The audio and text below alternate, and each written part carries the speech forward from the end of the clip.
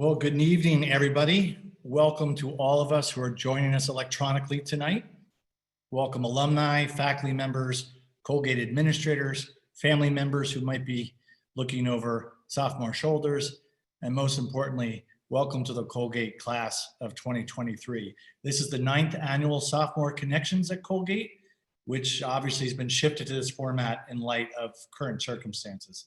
But this program, like all of those that have gone before it, is designed to give the class of 2023 a chance to explore your academic and career interests through conversations with alumni, faculty, staff, and Colgate students from the classes of 2022 and 2021. It is really my honor to welcome you all here and to wish you a happy new year. It's truly my honor to introduce tonight's Sophomore Connections keynote speaker, a member of the Colgate class of 1998, Jon Sendach. As I think you will see and hear, Jon's own career navigation path is both compelling and, given the challenges we're facing as a nation and as a world, remarkably timely. He's proof that one's education at a liberal arts college can most certainly prepare one for what is planned and for what cannot be seen, but which is important. Jon is the executive director of the North Shore University Hospital, where he's responsible for the overall executive management of this 800-bed hospital, which is one of the cornerstones of the Northwell Health System, which also serves as the academic campus for the Zucker Hofstra Northwell School of Medicine. It's also the place where the first vaccine outside of the clinical trials was given in response to this pandemic. Prior to all this, he held senior positions at Glen Cove Hospital. But here's where it gets very liberal arts-like. Jon's career started in the world of words and communications.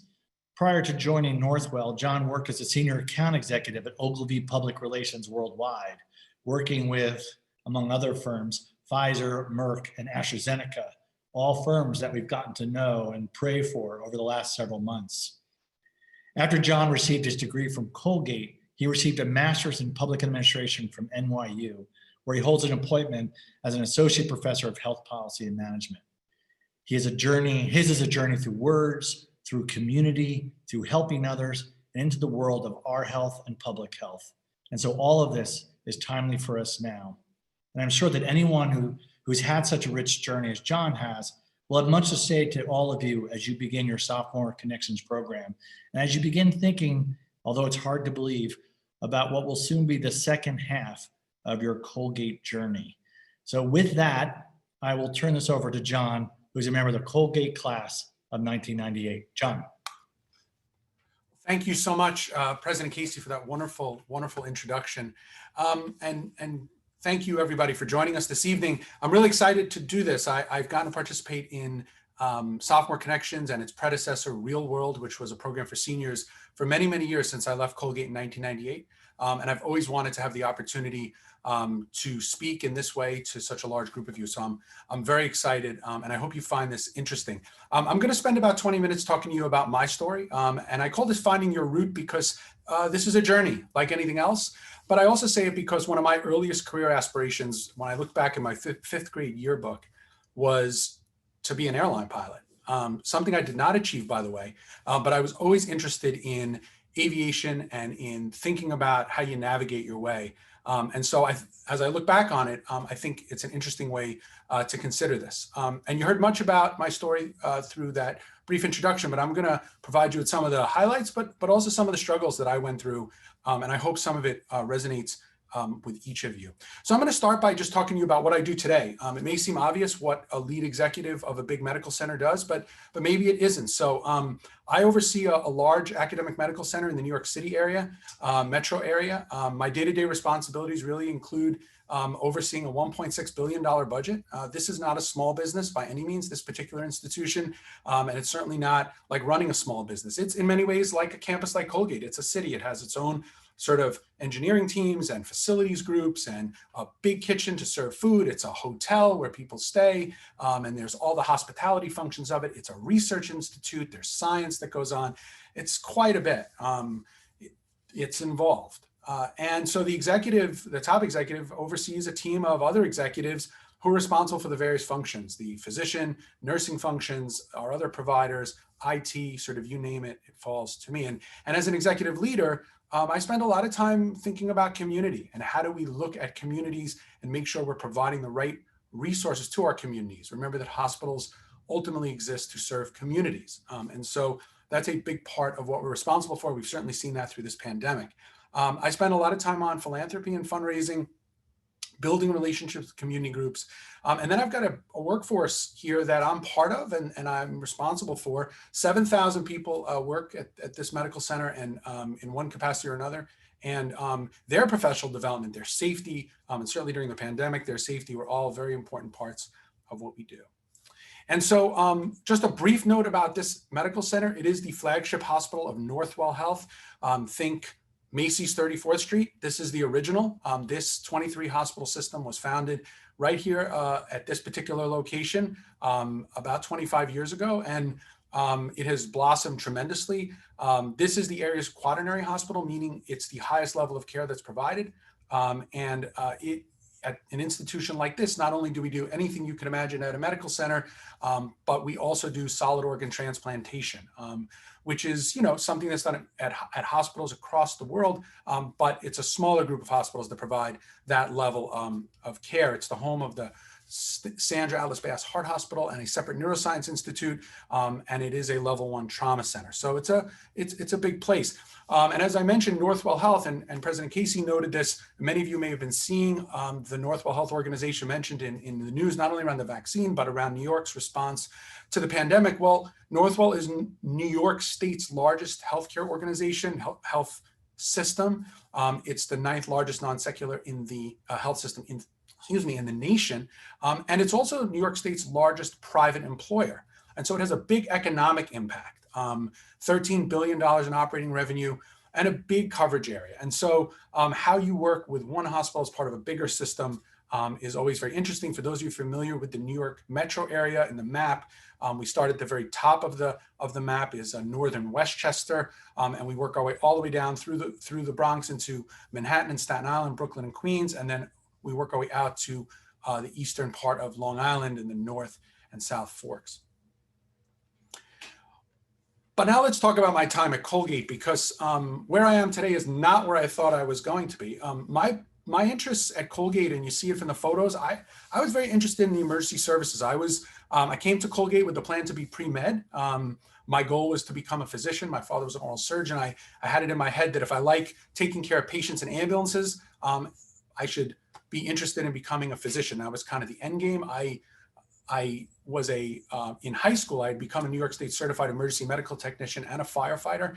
And so I'd come to Colgate with both of those certifications and my hope to get involved in the greater Hamilton community. And I did. By junior year, I was the student coordinator of both organizations. I'm pictured in both these photos, the Hamilton fire shot all the way on the right. And I did carry quite a bit more weight when I was a Colgate student, but life was different then. Now, as it turned out, I quickly figured out that the medical school thing wasn't going to happen because I got introduced to science courses at Colgate. And then if that wasn't enough, I ended up trying something called Calc 2, which was a terrible error on my part. I thought because I'd done very well in math in high school that I would be able to succeed in courses like that at Colgate. But Colgate forced me within the first year and a half to make some pretty important decisions about what I was going to be good at and perhaps what I wasn't going to be, and what I'd be able to accomplish and perhaps what I wouldn't be able to accomplish. And so the way it worked out was I ended up being a political science and French double major, both of which I credit enormously for how I am functioning today as an executive. And I'll talk more about that later. I noted that I was a student coordinator of both the fire department and the ambulance corps. I got involved in a first response team on campus that was there in the 90s. And I call myself a pre-med dropout because I quickly gave up on it, and a Calc 2 victim. Now, I say that because I had never had that experience in my life. And I'd never been in a situation where I tried really hard and I still was really unable to do well. And that was something that happened to me numerous times, perhaps not with the same vigor as it did with those programs.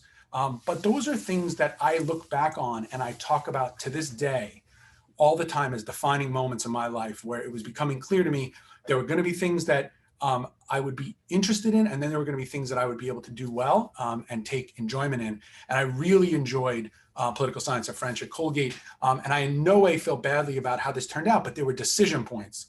And that's, I think, the important part as you think about your route that you want to think about. Now, junior year, it came time to think about internships. And I have to say a word about internships in the 90s and about people who doubt you. So career services at Colgate in the 90s was very different than today.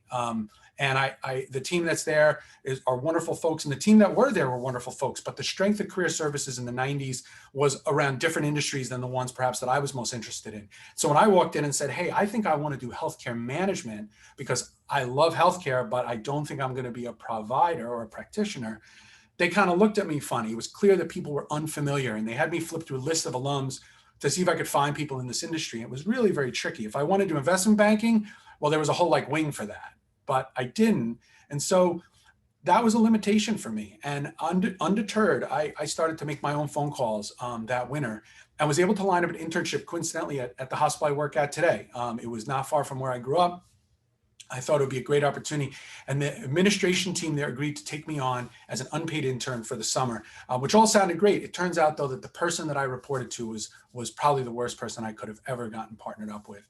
And while that individual was an executive and I had this view that that person would be the best, that person totally talked me out of this industry and made it clear to me that I probably had a 1 in a million shot at being able to get involved as a healthcare executive. And the reasons were unclear, but clearly there was doubt either in me or there was just an unclear path as to how college grads transition into this business. And I remember leaving at the end of the summer totally disappointed. And I went back to Colgate for my fall of my senior year, and I thought, well, that's the end of that, at least for now. But if I ever make it in this industry, I'm going to find a way to create on-ramps for college students, because I think there should be ways to take that liberal arts education and deliver value for these organizations. And for me, that's sort of where this has gone. But it took me a bit to find my route. So if that's true, then I have to go back to the hefty photo of me in the Hamilton fire gear, because otherwise maybe people didn't get the full picture of what things look like.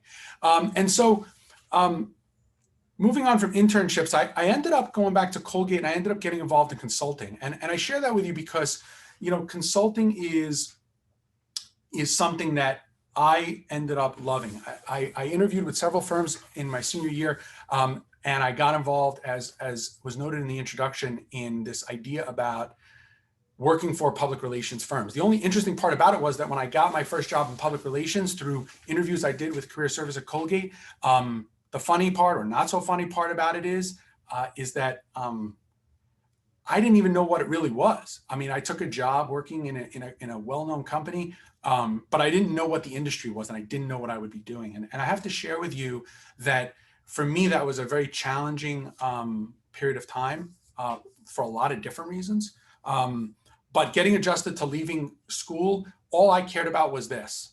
I had gotten a job, and I had gotten a job that was going to be in New York City. And I thought to myself, this is what everyone else is doing. People are finding jobs in the New York area or DC or Boston. And for me, I thought, I don't know what this public relations stuff is, but I'm gonna figure it out. And it turned out to be a great fit. As was noted, it's a lot of writing. It's a lot of using your words. I did speech writing.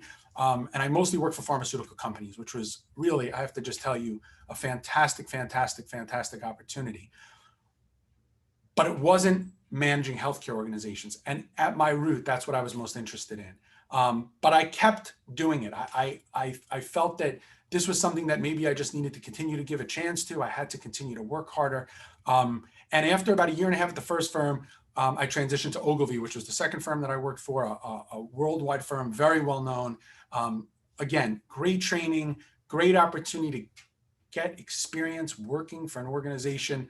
I have to just tell you, I thought it was from so many different respects, formative years of traveling, of growing up, of maturing, but I found myself feeling as though it just wasn't exactly what I wanted to be doing. And so I tried a second firm, and it still didn't feel right to me. So I left a perfectly good career voluntarily, and I went to work for a New York City EMS provider, doing 911 ambulance service. I said, well, I love EMS. I always did it in college. Maybe I'll do that for a year. And it was totally different than putting on a suit and getting on airplanes and traveling to find hotels and running special events. But it felt more like what I was accustomed to, and it got me closer to patient care, and it got me in and out of hospitals. And what it did was it showed me that the truth is I wanted to be in the management of healthcare and the management of medical centers. And then something else happened, which was interesting, and another great experience was going back and forth to Colgate, visiting friends in those first couple of years who were still students, and spending time with the folks within the village I'd gotten to know through the fire department. The then director of campus safety actually called me up and said, hey, I know you're in town a lot. We would love to have you come join our team, even if you want to just work a few special events a year. We loved you when you were a student here. Everyone here loves working with you. Would you consider being a staff member, even if it's very part-time? And I remember thinking to myself, I used to get chased around by these people. I mean, the thought to me about becoming a university campus safety officer was suspect, but the staff there and I had a good rapport, and they thought it would be a great experience and a great opportunity to interact with students. And so I ended up doing that very part-time for many years. Colgate did a funny piece on it, to have this Colgate alum who would come back from New York periodically and put on a uniform and work with the campus safety team. And I did do it, and it was a great experience. The gentlemen shown in this picture are all people I remain close friends with today, even though I no longer work for Colgate. And yes, up until just about 5 or 6 years ago, campus safety wore white, not gray. So my graduate time took me to, as you heard, NYU. I applied to numerous schools while I was working on those ambulances, and I wanted to stay in New York City. So despite getting into other programs, I ended up going to NYU, which is certainly one of the better ones for healthcare management and finance. And I spent 2 years there doing that and working at night, responding to 911 calls throughout the city of New York. A great experience. And following NYU, I did a 1-year postgraduate fellowship, which is a program you apply for to receive training at academic medical centers, much like physicians do residency or fellowship training. And I did that. And the first question they asked me when I got to my fellowship location, which was at a hospital out here in Nassau County, was, what do you feel you're not strongest in? Which is an interesting question to be asked. And so I told them finance, which I was afraid to say because I didn't want them to really challenge me on my financial skills. And so I spent an entire year in training in finance. And I was anxious about it, but it was an incredible experience. And that led to my appointment as the chief financial officer of a 265-bed hospital. Something that frightened me greatly. I was only out of grad school a year. I was only out of Colgate 7 years. But I thought back to those experiences where I didn't think I could do something, where I thought that the challenge would be greater than what I could put into it. And I did incredibly well. And I ended up loving finance. I spent 6.5 years in finance at this hospital before coming to our largest medical center in operations about 10 years ago, and recently being named as the top executive here. So I continue to give back. I think it's incredibly important.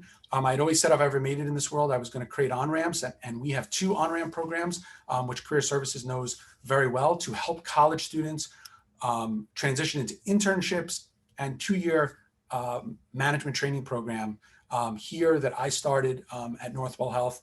And we are delighted that Colgate students apply to it. And it's a great opportunity for people who think they have an interest in healthcare management to try their hand in it. I look for Colgate grads because of all the reason that I told you, and other liberal arts grads. I can't say enough to all of you about the importance in so many different ways of what the liberal arts experience does to give you broad skills, to help you understand that if you're not sure about going left, it's okay to go right. You have the experience to try numerous different things and to work your way through things and to problem solve. And we have found that in many of the students that we hire, not just from Colgate, but from many of the schools like Colgate. And I can't say enough positive things about the value of that education. You will be thrown numerous things in your life that are unexpected. The first time that happened to me really in my life was when I was at Colgate. And I think it has helped me enormously navigate so many things. This pandemic for this year is just one example. And I teach at NYU. I feel strongly about taking one course a semester that I get up in front of 30 graduate students and help orient them to leadership. I teach a course in leadership. I enjoy it very much. And then I achieved this other goal, which I told you about at the very beginning, which is interesting. I actually became a pilot as a hobby, not as a profession. And I don't drive 5 hours back and forth anymore, which is really great. When it's time to go on business trips, a lot of times my colleagues kind of shoot it out over who's going to fly with me and who's going to fly on Delta. It's also cool because I visit family that's far away and I don't have to sleep over. This shot was taken by a Colgate alum who was traveling up with me for Sophomore Connections, actually, just a few years ago. And he was a lacrosse player at Colgate. And so his favorite part, of course, was getting a picture of the fields he played on. Of course, my eyes are focused way out in the distance for Hamilton Airport. But it's been a really cool thing to achieve this goal, even though it never became my career and it has nothing to do with all the other stuff I did. It was something I always wanted to learn how to do, and I achieved it a little bit later in life. And just because people are naturally curious when I mention that, here's 3 quick pictures of other recent flights from the last few weeks. LaGuardia Airport, for those of you who know New York City, is on the left. The cockpit of the airplane is in the middle. And climbing out of LaGuardia, incidentally, great shot there of Yankee Stadium and Manhattan. You see Central Park and the buildings there in the distance and the Hudson River in the way distance. I'm going to wrap up with my top 10 pieces of advice, things I've learned along this journey that I think are important. All of these, I think, do tie a little bit to this navigation aviation theme, so I'll apologize in advance, but I believe in all of them. The first is there's no such thing as a wasted experience. You may not like something that you are doing. You may spend time doing something or working on something that for a variety of reasons, you say to yourself, oh man, I ended up spending 2 years doing X, and it's never a waste of time. There's no such thing as something that ends up being a wasted experience. You may not like it. My 4 years in public relations were not a wasted experience. My time on those ambulances, even though it's not what I do today, not a wasted experience. Remember that your path to your final destination is rarely straight. One cool thing about flying is a lot of times we do get to go straight. We don't have to follow roads and go over bridges, but it's rare that we just go perfectly straight. Number 3, find the value in delaying vectors. That's another aviation term. It's a way that to slow you down as you're arriving too quickly at your next stop. Air traffic control will turn you in a direction away from where you're heading. It's called a delaying vector, but it happens in life. And it happens when people say, you know what, I'm going to stop and have a family. I'm going to stop and go to graduate school. You can't stop moving, nor can airplanes in the sky. It's okay to fly a delaying vector to give yourself time to do something else that's important to you along the way. And there's value in those delaying vectors, and there's nothing to be concerned about. We have a tendency to say, well, everybody else is doing X, I should be too. Delaying vectors are perfectly acceptable. Gap year programs are becoming very popular for med students. Take a couple of years, figure out, they're not a waste of time. Turbulence is uncomfortable, but it's rarely dangerous. I tell people that in the airplane, but it's true in real life. There will be bumps along the way that will make you uncomfortable. I, to this day, remember getting so sick over Calc 2 that I threw up several times on a December morning before the final. But it wasn't dangerous. I was uncomfortable, but it wasn't dangerous. Learning is a change of behavior based on a past experience. That's an incredibly important lesson. My flight instructor used to tell me all the time, but if you do something differently the next time, you learn something. And that's a very important pearl that I take with me all the time. Don't be afraid to change headings and altitudes. Remember that as a sophomore, there are things you think about when you're 18, there's things you think about when you're 20, and frankly, when you're 25, you may think differently. We're all growing. You will continue to grow, and it's okay to say, I'm all about something today, but now all of a sudden you've thought about it differently. Don't be afraid to make changes. Don't say, well, now I feel as though I'm sort of stuck. It's okay to follow a not perfectly straight path to where you're going. What if I can't land the plane was a question I asked my flight instructor after 5 lessons when I seemed to really be struggling in landings. I thought that was going to mean I wouldn't be a pilot. A heart surgeon I work with here said that she had the exact same experience and she pushed through it. And I talked to her at length about it. My instructor was like, you eventually just get it. It clicks. Don't be afraid to fail. When we look for people that we're looking to hire, we're always interested in what their struggles are. I wasn't comfortable telling people the truth about what I struggled with in college until I was more secure with myself. But it's important to be honest about what you've struggled with. It tells everyone something about the experiences you've had and what you've learned from it. Remember that there's a difference between something you're interested in versus something that makes a career. I was interested in aviation. I never became an airline pilot. I love EMS and fire, but I ended up not doing that as my final career. So you can do things that you're interested in, and they may not end up being where you settle. And that's perfectly okay. It's good to have lots of interests. Follow the right traffic. Pick good mentors. If you're going to get behind somebody and follow them, make sure you pick them wisely. I've certainly had them not work out for me, and I've had some terrific mentors, but who you follow actually matters. It makes a big difference. And the last one is this: we fly the weather we find, not what's forecasted. So you can spend all the time you want trying to figure out the best plan. You can lay out plans. You can do all kinds of things to try and be as on top of this as you possibly can. And then stuff just happens. And at that point, you're going to be faced with making the decisions of what's in front of you. And as you talk with people who've celebrated more birthdays perhaps than each of you have, you're going to hear from people that, yeah, I did plan to do that, but then this happened, or but then that happened. And that's why it's so important to be okay with that. I wasn't. I was a very like, I'm going to be pre-med, and then if that doesn't work out, I guess I don't know what I'll do. I've learned with time, and I've learned this certainly as a pilot, that you study all the forecast reports and then you get in the air and you fly what's in front of you. And I think that that's an incredibly important lesson for all of us. So that ends my my presentation. We're going to pivot for a moment for a 4-minute video that I just ask everybody to watch as a transition between my remarks and the next part of this session that President Casey is going to lead. And the reason I do that is because I've always been somebody who wanted to have impact. And when I was in EMS, I had impact on individual patients. And I thought to myself that if I ever got involved in a larger scale healthcare organization, I want to do things that impact communities in a more broad way. And we did something that's not unique by any means. As I noted earlier, transplant programs have been around forever. But there wasn't one outside of Manhattan once you crossed the East River. No heart transplant in Queens, none in Nassau County, none in Suffolk, yet millions of people live there. And we made a decision a few years ago to start a heart transplantation program here. And this video I'm going to show you is the very first patient that was transplanted a couple of years ago. And it's a life-changing thing. And we've done many, many more since. And it's one example of how you could be part of something where you get a sense of feeling like you've made an impact on a community. And for me personally, if you look at my whole story, I left PR because I was doing great work for these clients, Pfizer, Merck, whatever, but I couldn't trace out the impact. Those companies have huge impact. I couldn't figure out my impact. Whereas the work I do working at a big medical center in management, I see how the work we do affects communities. And so I'm going to ask you to bear with us and watch this wonderful 4-minute clip of our first heart transplant patient here just a couple of years ago. And then I'll turn the program back over to President Casey. I appreciate everyone's attention very much. Thank you.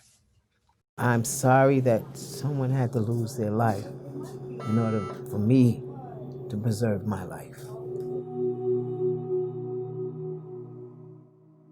In November the 9th, at 3:33, I had a massive heart attack. And I had lost over 70% uses of my heart. And a lot of people that have a heart attack of that nature don't usually survive. But he said that I came out fighting. She's been in the hospital, I believe, at least 4 times, but she's been a trooper through it all. This person, 1 second. Yeah. Hello. I'm getting ready to get a heart transplant tonight. We find ourselves in the middle of the night. We have somebody here in the hospital that's been waiting. Right now we are in the zone, as we call it. So we are totally focused on a transplant now and just look forward to it. Her heart failure is to the point where she's so debilitated, she actually has to be in an intensive care unit on synthetic adrenaline medicine just to sustain her. This heart offer came in the nick of time.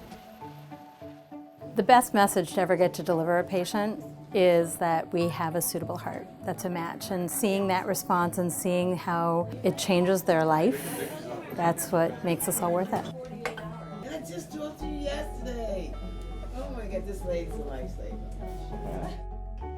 I love you. Thank you, baby. Okay. Right now, our donor team, procurement team, is landed at the site, and we should hear very shortly that the heart there is good. So once we get that confirmation, then we can get started.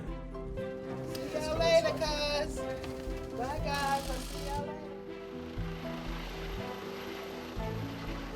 When we arrived at the donor hospital, we went straight to the operating room there. As soon as I opened the chest, I look at the heart to assess if the quality is good. We took the heart out of the donor, Once Dr. Hussein arrived with the donor heart, we would be in a position to immediately proceed with taking the old heart out and beginning to sew in the new heart. We were able to get the heart sewn in a matter of about 50 to 70 minutes, which was very good. There was a heart that was sitting in an ice box for a couple of hours, and then all of a sudden you reintroduce blood flow into it, and it immediately kind of instinctively knows what to do. It starts beating. That to me is a mini miracle. I mean, it gets me every time. That's why we do what we do. I seen a picture of my heart on the monitor, and now I see a full two-sided heart beating. That's phenomenal. We are extremely grateful that somebody signed the back of their license, and I think it's something that the entire family will be doing and spreading the word, because you don't think about it until it happens to you or someone in your family. She's been a fighter since the day I met her, and her will to succeed is what really helps us help her. I'm gonna honor this heart. I'm gonna respect this heart. I'm gonna treat this heart like no other. I can put my hand right here, and I can feel my heart beating. Before, it said, and then it would open up, and I go, trying to get air to breathe. Now I can breathe. I'm learning how to walk. I'm learning how to get back to life, and I'm doing it one day at a time.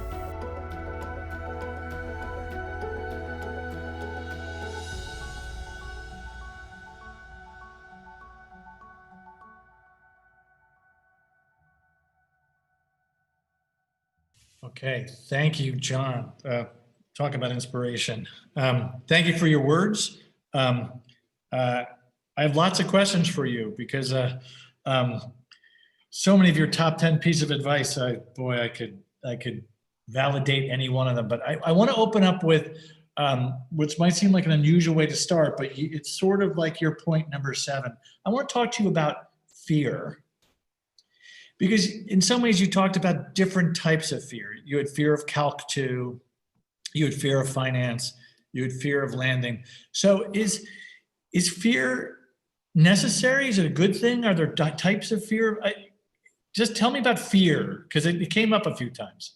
Yeah, no, I think it's a great I think it's a great question. I think learning to deal with things that make you uncomfortable is a big part of growing up. And I think what I've experienced in my own life is things happen that create an experience, you react to them a particular way, and then you develop skills to kind of navigate around them. I think there could be fear of unknown. I think there can be fear that you're not going to be able to succeed. I think in the early days, fear you're not going to get into the college you want. Those are things that you worry about. And but I think you have to challenge yourself and allow yourself to be exposed to those things so that you can learn how to continue to work through it. John, I'm going to transition us. We had a couple questions from sophomores who are jumping on tonight and who are here. And one of them particularly, I think, was really an interesting one. Linda Wang, class of 23, asked, looking back at your sophomore year, is there anything you wish you did or would have changed to what you had done? Yeah, I think that's a great question. Sophomore year for me was a transition point. It was the point in time where I was going to have to be declarative about a major. And of course, in my head, I was trying to tie a major to a career. And what I realized as time went on was that wasn't the right necessarily way to think about it. Because the beauty in my mind of the liberal arts education is that irrespective of what the final selection is around major, what's most important is what you get from it and what skills you're able to articulate to future employers about what you learn from the variety of courses that you take. And so I will tell you that for me, the aha moment sophomore year, and it's not something I would have done differently, I think it hit me just at the right time, was don't be so fixated, for me, don't be so fixated on where this eventually goes. Part of the reason I chose a school like Colgate was because I didn't want to choose other universities I were looking at. You had to choose which school you wanted to be in of the different colleges of the university and declare as a 17 or 18-year-old. And I thought to myself, I literally have no clue. I mean, I probably made up some answer and told people things, but the truth was I had no clue. And so I think that opportunity to be somewhat explorative in how you look at the things that you want to do is incredibly important to me. And I think it helped me just say, hey, you seem very interested in this government and that sort of stuff, government relations, international relations, policy, go with it. And I think it worked out for me extraordinarily well. So, Jon, I loved your notion of there's no experience that is wasted. Mm-hmm. And it's so interesting for me because probably like you, there's not a day that goes by that is like others. Every day is different. And you're like, oh, wait, that experience I put in my backpack 20 years ago, I didn't know I ever knew. So you reach into your backpack, right, and pull out this strange experience you had, and you're like, thank God I had that, right? Sure, but how are there signals when it's time to wrap up one experience? I mean, opportunity presents itself both as positives, a door is opening, but sometimes you have to close a door. What are those? Yeah. What are those signals? No, and that was why I walked, and it was a tough decision. I walked out of a top 10 PR firm in Manhattan, in which I was doing very well. In fact, when I went to leave, the managing partner of the firm, which I never met, I knew who he was, asked to see me, and he's like, listen, I just want you to know, we liked you here. I've learned that you're leaving. Are you really going to grad school? I think he assumed I was going to work somewhere else. And I said, yes. I think it was very hard for him to understand that even though I was doing well, right, it wasn't when I looked at people 10 years older than me in that industry, they were happy, but I didn't see myself happy doing what they were doing. And that's a personal choice. And they were so generous. They said to me, listen, wink, wink, we're going to let you take your company a laptop. We're going to take all the security features off it. Here's a little parting gift we don't normally do. Like, they were very gracious to me, and they told me I would always have a spot to come back to Ogilvy. And I actually, sent several Colgate students who were several years younger than me, who I was friendly with, for interviews at Ogilvy, and many of them worked there for several years after college. So I had only good things to say about it. I thought now's the time. And I will also just mention, President Casey, that when I work with young people, even in our organization, I see sometimes our managers get impatient with ones that are doing well, but choose to pivot. And I think since I did that, I left a perfectly good thing after 4 years. Right. I think you have to be willing to let people continue to explore till they're ready to say, all right, now I think this is it. It's interesting. This is not about me, but it's the same thing. I was a Wall Street lawyer, and I did it for about 4 years, and I was doing it well. And I had the same experience. I saw the people in the corner offices, and I thought, I don't want to be that. So I think you have to find those signals. And also, I don't know if you found this, you implied it, you're going to have a lot of detractors in the sense of, as I said, I left this incredibly prestigious law firm, and people were like, who does that? Right. Who does that? I mean, you won the golden ticket. 100%. You're done. You're set. You're done, right? Like, we can see this for the next 50 years, and then you leave. You dip, right? I agree. And did you have this experience of, and I think back to sophomores who were like, when you choose a major, that people are like, what, you're majoring in that? What did you do with the detractors? What did you do with the people who said, no, you're a pre-med, or no, Brian, you're a lawyer? You're going to find the detractors. So. Yeah, that's a great question. For me, I had to manage my parents, by the way, who let's just, who I love dearly, and who, my father was very open with me. He goes, I'll never forget it. He goes, listen, I'm an oral surgeon. In my day, you went to college, then you went to graduate school, or whatever your professional training was. You did your training, and then that was kind of what you did. And he's like, what's your profession? And I'm like, well, I'm doing public relations. He goes, okay, and now you're going to leave that but what I realized is that that's just it. It wasn't in their generation and the way it was for them, and he's based out of his experience. And I think we had an interesting kind of discussion, and I would never call my parents detractors by any means, because they were incredibly supportive, but it's interesting how people get uncomfortable with things that don't seem like they're going to be a sure bet. But I think there's just something you feel about what you're going to be comfortable with.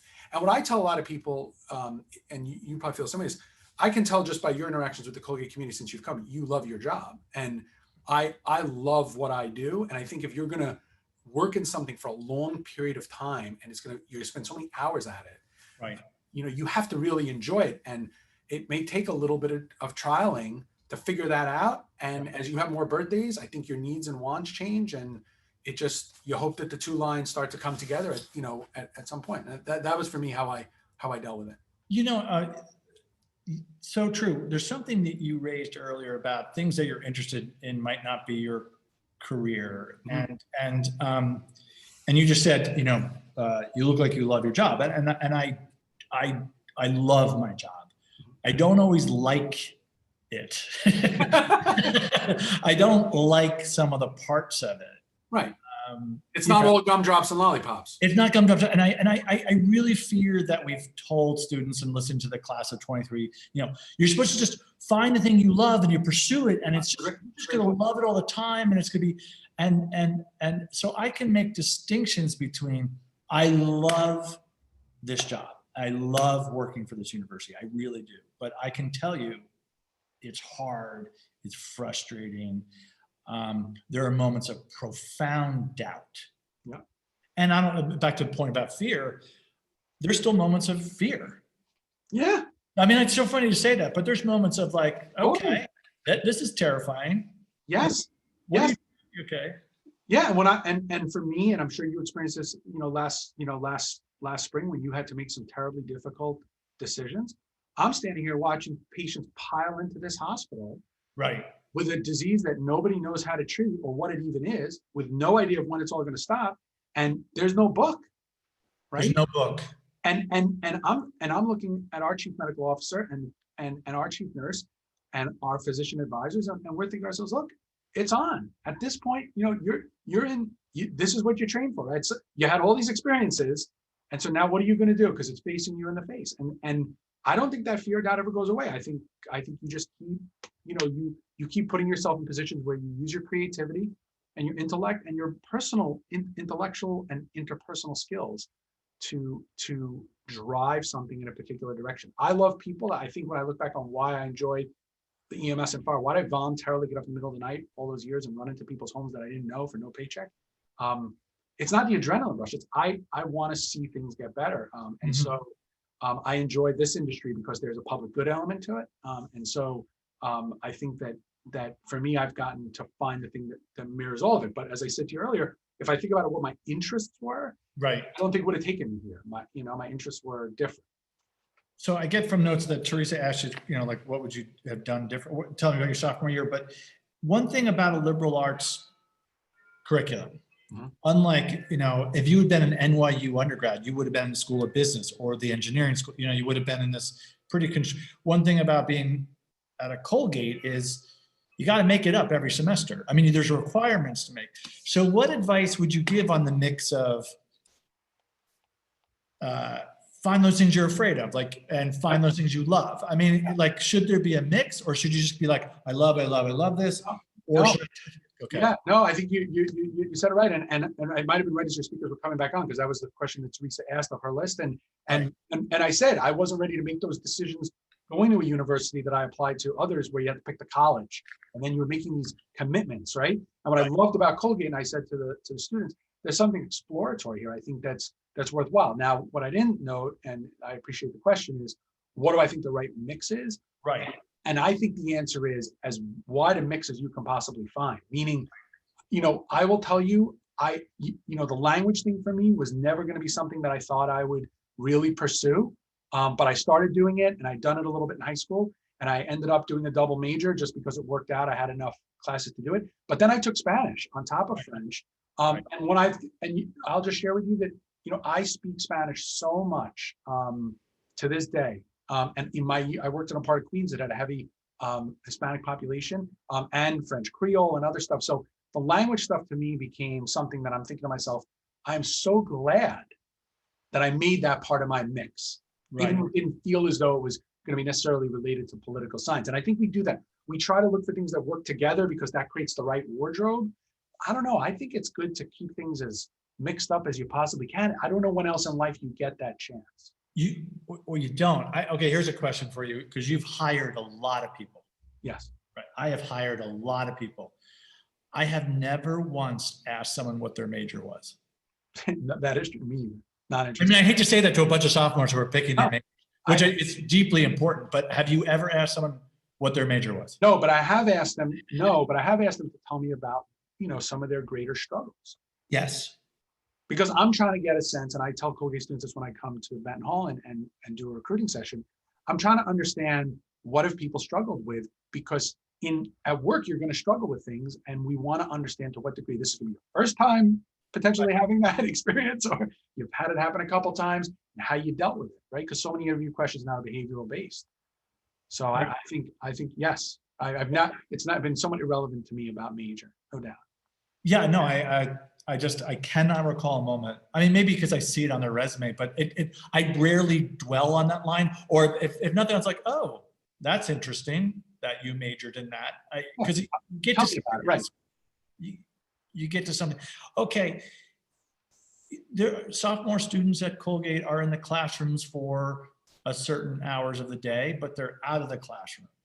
So what advice would you give them on this? Yeah, so versus loving versus. Well, thank you. I mean, as you know, I spent a lot of time in my 4 years in Hamilton involved in the community. I saw parts of Madison County that probably most of my other friends who I lived with never saw. They didn't know how I knew how to get around. We didn't have the GPS on the phones back then, but they were like, wow, you really know like what goes on around this county. And I saw a part of New York State that I have to just tell you, growing up in suburban Long Island, I had never experienced. Right. I mean, I did EMS in suburban Long Island, then I did it in rural upstate New York, then I did it in Queens, right? So they're totally different. But it has totally informed my view of what we ought to be doing in terms of dealing with communities and their needs. And I never thought about it like that at the time. But I appreciate a way that and they all made fun of me in the community organizations in Hamilton, about the way I dressed and kind of my downstate, accent or whatever. But I thought these are some of the best people. And when I get to come up in the summer and go to barbecues at the homes of some of the campus safety staff and others that I've remained friends with, the kids' birthday parties, I love the fact that I got very involved in the community that Colgate sits in. And I always have said, we had shirts when I was a Colgate senior for the volunteer Colgate before there was Cove. And the shirts that everyone wore said, you can't hold a torch to light another's path without brightening your own. And it was our motto of why you should go out and volunteer, be a big brother, big sister, do all these sorts of things. And I still can't say enough about that. If there's, yes, getting involved on campus is important, but any of these opportunities to do stuff town and gown will give you a whole different perspective of the area in which you're going to school. And I just think there's huge value. Is the value of that learning of difference? Is empathy something you can learn? Yes, and sophistication. Oh, that's unusual. Tell me, okay, I would not have come to sophistication. Why sophistication? Because until you in my feeling, until you begin to experience the way that society functions around you and the way that other things are going on around you, I'm not sure that you have really sort of rounded out your understanding, right, how you formulate views. And so I know for me, I'm just being honest with you, and it's not empathy as part of it, but I had never been into somebody's home that didn't have heat in the winter. It had just never, that was like, I'm like, why is it freezing cold in this? I remember saying, the reason your loved one is ill as a student, out in Hubbardsville was because, and the woman looked at me, she's like, what do you mean? We can't pay for the gas. And so we haven't had heat here in a couple months, and they have a fireplace. And I remember thinking, looking at my watch, going, is somebody playing around? Like, I experienced just a different mindset that I just never, and I think it made me a little bit more sophisticated in terms of understanding society. Or at least you can understand that the perspective, the more quickly you can learn the perspective that you grew up with, or things you grew up with, but they're not necessarily universally held. I do think that is really important. Okay, back to again, sophomores who are putting things in their backpacks, who are experiencing, are there skills about, hey, how do I make sure this gets in my backpack? Should you be keeping journals? Should you be like just I said, is the gathering experience kind of like, oh, I'm just on a path, or is it, okay, let me wrap this up in a bow and remember it? Are there skills you can do to solidify those experiences into skills you can use later? Yeah, it's a great question. I think it's very hard to wrap those things up and create like a school collage. But I do think it's worth always, and I know this sounds like an academic exercise, but being aware of, as I said earlier, learning is a change of behavior based on a past experience. You know, when you believe you've learned something, whether from any experience that you've had, whether it's a tough class test you studied for, whether it's a group project that had team dynamics, I think it's worth making a mental note of it, because so much of the way job interviewing happens today is behaviorally based. So many of the interview questions will be, can you tell us about a time that ... And I watch people when we ask those questions, particularly students, the brain starts spinning, grasping for such an experience. They're rummaging through the backpack, figuratively, as you noted. Right. And I just think it's always worth saying to myself, hey, that just was really awful and I felt terrible about it, but it was an experience. I remember the day my roommate came back at the end of freshman year for room selection, sophomore year at Colgate, which was always like a whole to-do. And I remember him just being like, writing something down, like, what are you doing? He's like, I'm writing down what this arduously stressful experience just was for me and how it made me feel, because I'm going to need this later in life. And I said, George, there's something wrong with you. Who would write that down? He's like, no, well, we just went through. I mean, it was game theory. There was prisoner's dilemma involved. He's like, this is a crazy thing that just happened. And it was. I think it's worth noting it mentally, whether you write it down or not, because you are accumulating experience. You just don't realize. I recently read somewhere that on New Year's Day or beginning of school year that you shouldn't look forward. You shouldn't make New Year's resolutions. You should, when you finish a period, you should look back. That's interesting. What did I gather from that? Look backward, because that way you can hold on to things. Very similarly, after we had to close the campus down in March, I remember thinking, this is important. This is historic. And I went out and bought a journal, a leather journal. And every night since March 13th, the day we shut the campus down, I write down what happened that day. One, that's a historian in me, because I just think someday someone's going to want to know at the ground level what was going on. But I am shocked when I look back at what I've remembered. So I just want to think, is that advice to give sophomores? Yeah, I never thought of it, but and I'll give you all the credit for that. It's a great answer. I mean, we were very quick here to actually start bringing our videographers, our employed videographers and photographers in early on in the pandemic to just start recording as much as we could, because we realized, to your point, but I guess I never actively thought about why we did it. Like, it was interesting, we had the instinct to do it. But to your point, even I can't fully remember. So funny you bring this up. I can't fully remember all those impactful things that happened in that period of time. And I know I'll be reminded when I go back and watch some of it. And I think taking the time to document in your own mind experiences that you've had and what it did for you will be enormously helpful to you in the future. I think it's real advice. Have you ever, because I've had this, so I'll admit this, when you're given the narrative of your life, when you're our age, or I'm older, I don't know, we're about the same age or something, but just, it's easy. You tell the story of your life and it's smooth. You forget those periods of, whoa. You totally do. Yeah, you selectively. Together. Yes. Like, I am lost. I have no values. Oh my God, I have a lot of things in my backpack, but they suck. You know what I mean? Like nothing is good. Like, did you ever those moments where you're just like, I have just stopped and nothing is coming together? I can think of two very distinct periods of my life where I was like, that just happened. Yes, and the problem is that most people don't share them. So when you, like you always do, we compare our insides with other people's outsides. So when you're constantly trying to, and this is something all students do this. In elementary school, you could talk to people that are older than you and see what it's going to be like in middle school. And in middle school, you do that for high school. And there's always a crowd that you can get a sense of what it's like in front of you. But you're only getting typically the most positive elements of it. And people's real struggles are often kept quiet. And when people have those moments, they're not well articulated. So people see the finished product. When I was named the CFO of a medical center at a very young age, our corporate university here sent me out to talk to graduate students to try and talk with them about why they should come work for our organization, because look at me. And they put my picture up in a bio, and I'd walk up always and I'd put a red asterisk under it and I'd write in small letters, results not typical. Because it's like the weight loss commercials. They show these incredible results, but then there's a little asterisk that says results not typical. Yes, it's true that I had that experience, but that is not what the majority of people who become hospital site finance executives, that's not the track that they follow. They're typically have a different background, and not everybody who goes to NYU for grad school and does a one-year fellowship ends up in this situation. So you have to be careful about always trying to calibrate yourself against what you see happen to someone else, because there's usually other pieces to that. I think that's right. You know, you surely meet a lot of successful people. You absolutely must. Yeah, for And, sure. you know, and I do too. I mean, I get to introduce speakers and Right. I would say, maybe tell me this is true for you. Almost everyone I've met who's had considerable success has had a very difficult period.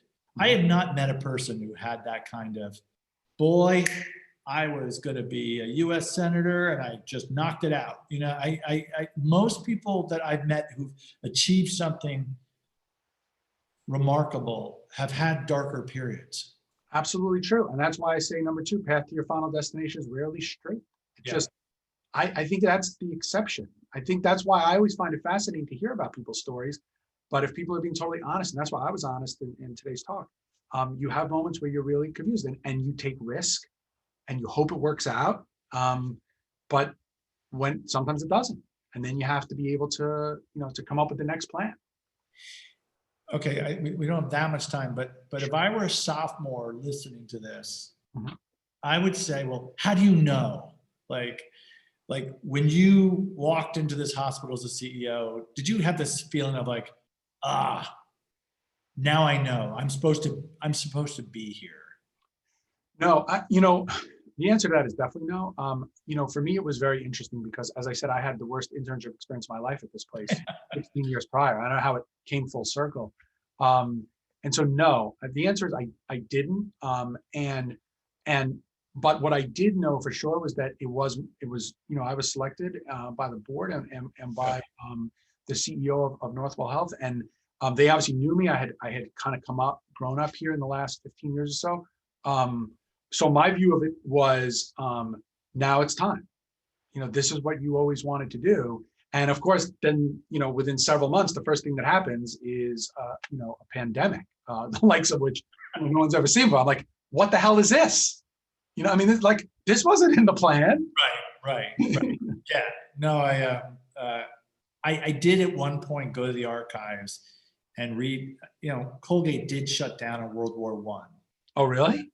Yeah, because they were being conscripted, and I tried to find some notes from that president, like, what were you thinking when you shut down a campus? Because there's no rule books, there's just none, and maybe that's liberal artsy. I mean, like that's and to be honest with you, that's why I tied it back to the liberal arts thing.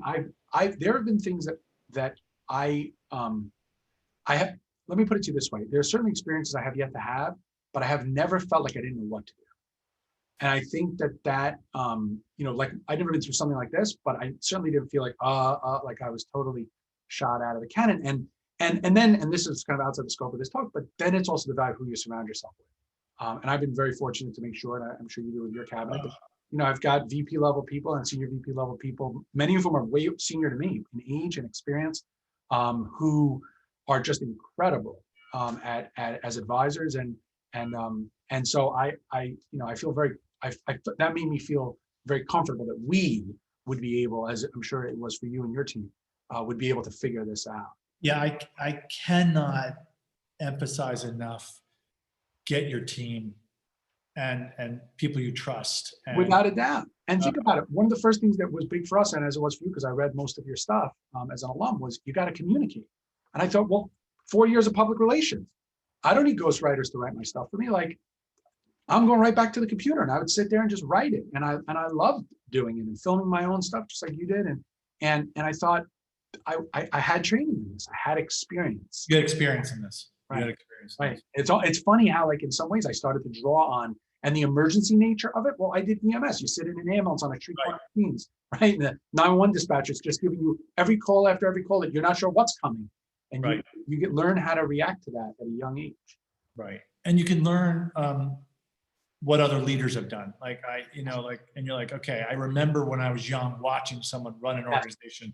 How did she do it? Like, how did she do it? What was her disposition? And what was her disposition? How did she walk into the room? How did she handle the situation? I remember watching some great college presidents when I was just starting as a dean and going, okay, what is she doing here? Like observing leadership in unusual moments, so.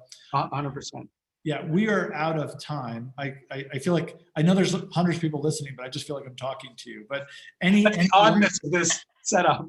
And I'm from New Jersey, you're from Long Island, so a lot of hand gestures. A lot of hand gestures. But any last piece of advice you have for sophomores in general, and also as they begin their sophomore connections, which is really a time for them to kind of, hey, what's my avocation? What's my passion? Yes, and I appreciate you giving me the last word on that, because there's one thing that I always mention when I'm in a panel at Sophomore Connections that is really worth noting. I can't say enough about the importance of leveraging the alumni network of Colgate University. We didn't touch on it. It is so valuable. The willingness of other Colgate students to speak, former Colgate students to speak to current Colgate students is something that I can tell you I don't experience with my graduate school. And I think there's something unique about it, and it's something that everyone should take themselves to should take the time to learn about and familiarize themselves with, and use all the tools that are available, the Colgate link, all these different ways to connect with parents and former students. I'm just amazed at how gracious people are and with their time. And I know I'm certainly that way. My assistant jokes with me about this all the time. She's like, you'll talk to any of these kids that call you. Yep. Where her first instinct is to start trying to figure out how to send them elsewhere. And and it's not just me. I know that so much of the other alums do it, and I don't know if students still feel totally comfortable with it, but I can't say enough of leveraging that. And then the only other comment that I was going to make is, yes, it's helpful to hear these stories of things that worked out, but I hope one of the things that was clear today is that it wasn't a straight path, and there was a lot of moments of doubt, and at times outright fear. And leaning on people that have had more experience with it can help you learn your way through how to kind of navigate it. With time, I think things become clearer, but you can't audit this course. You have to actively participate in it. And if you actively put time into the alumni networking and exploring different careers, I think you'll find that you will have all the experience you need to be able to be successful.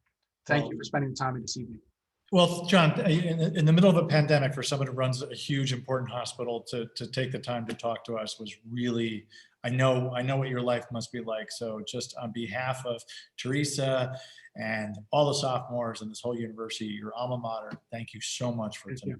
Appreciate it. Thank you, everybody. Good evening. Take care.